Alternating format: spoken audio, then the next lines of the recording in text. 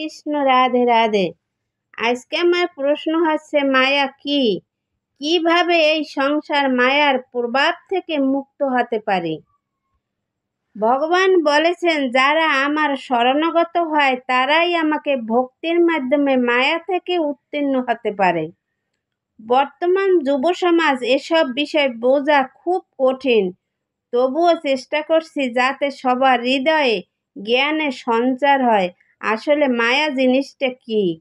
মায়া কাকে বলে? অর্থাৎ কোনো কিছুর উপর অতিরিক্ত টান বা ভালোবাসাই হচ্ছে মায়া। সহজ কথায় মায়া হলো কোনো কিছুর প্রতি আকর্ষণ বা ভালোবাসা। এই ভালোবাসাকে আবার বিভিন্নভাবে নামকরণ করা হয়েছে মাত্র। কেউ বলে মায়া, কেউ বলে টান, কেউ বলে কাম বা কামনা, কেউ বলে প্রেম ইত্যাদি। অর্থাৎ মায়া ছাড়া এই জগৎ সংসারে কোনো কিছু সৃষ্টিই সম্ভব নয়। অতএব মায়া সকল দেশের, সকল জাতির, সকল সভ্যতার, সকল মানুষের, সকল ধর্মের সঙ্গে অঙ্গাঙ্গিকভাবে যুক্ত। এমনকি সমস্ত জীবকুল এই মায়ার অধীন। মায়া ছাড়া এই বিশ্বে কোনো কিছুই সম্ভব নয়। যেখানে মায়া আছে সেখানে প্রেম, ভালোবাসা, সহনশীলতা, মহানুভবতা, দয়া, মমতা, ক্ষমা সব কিছুই বিদ্যমান। আর যেখানে মায়া নেই সেখানে হিংসা, দ্বন্দ্ব, মারামারি, কাটাকাটি, হত্যা, হানাহানি লেগেই থাকে। মায়ার হাত থেকে মুক্তি চিন্তা সম্পূর্ণ কাল্পনিক এবং অসম্ভব। মায়া আছে বলেই মানুষ বাঁচার আকাঙ্ক্ষা রাখতে পারে। পৃথিবী থেকে চলে যাবার আগে সবাই মায়া ত্যাগ করে ফেলে। মায়া হচ্ছে ভগবানের একটি পরীক্ষা।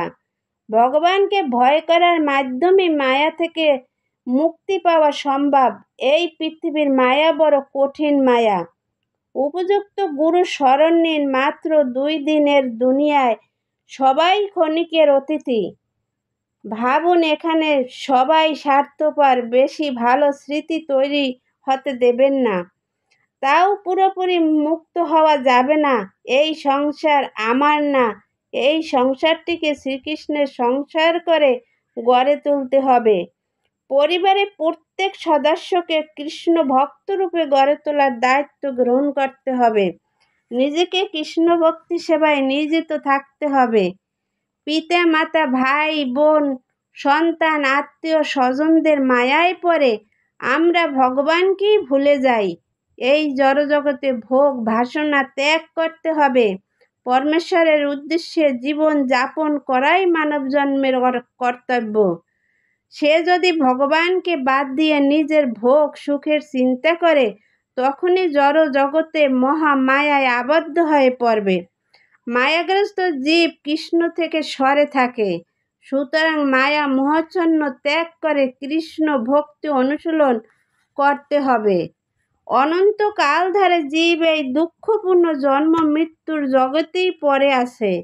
সে যদি নিত্য আনন্দময় জীবন লাভ করতে চায়, তাহলে ভগবান শ্রীকৃষ্ণের শরণাগত হতে হবে, তার উপদেশ মেনে চলতে হবে। তাহলেই ভব সংসার থেকে মুক্ত হয়ে ভগবত ধামে ফিরে যেতে পারবে। তবে আমাদের মনে রাখতে হবে, যেখানে আমরা জন্মগ্রহণ করছি সেই জগৎটি হচ্ছে দুঃখময়। কারণ এখানে জন্ম যন্ত্রণা, মৃত্যু যন্ত্রণা, ব্যাধির যন্ত্রণা নিয়ে আমরা জন্মান্তর ধরে ভুগিতেছি। এরই নাম ভববন্ধন। এই ভববন্ধন থেকে মুক্তি পাওয়ার একমাত্র শ্রীহরির সাধন ভজন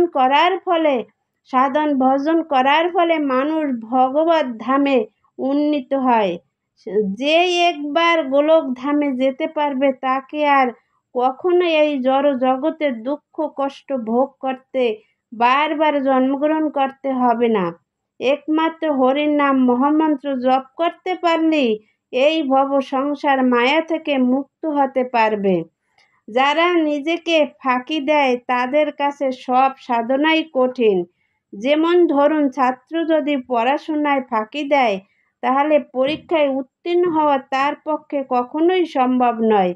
তেমনি যারা কলিযুগের ধর্ম হরে কৃষ্ণ কৃষ্ণ কৃষ্ণ হরে হরে, হরে রাম রাম রাম হরে হরে এই মহামন্ত্র কীর্তন করতে আগ্রহী নয়, যারা কলির কলুষতায় জীবন কাটায়, যেমন মাছ মাংস খায়, বিড়ি সিগারেট তাস খেলা অবৈধ সঙ্গ দিতে থাকে, তাদের পক্ষে কৃষ্ণ ভজনা করা কখনোই সম্ভব নয়।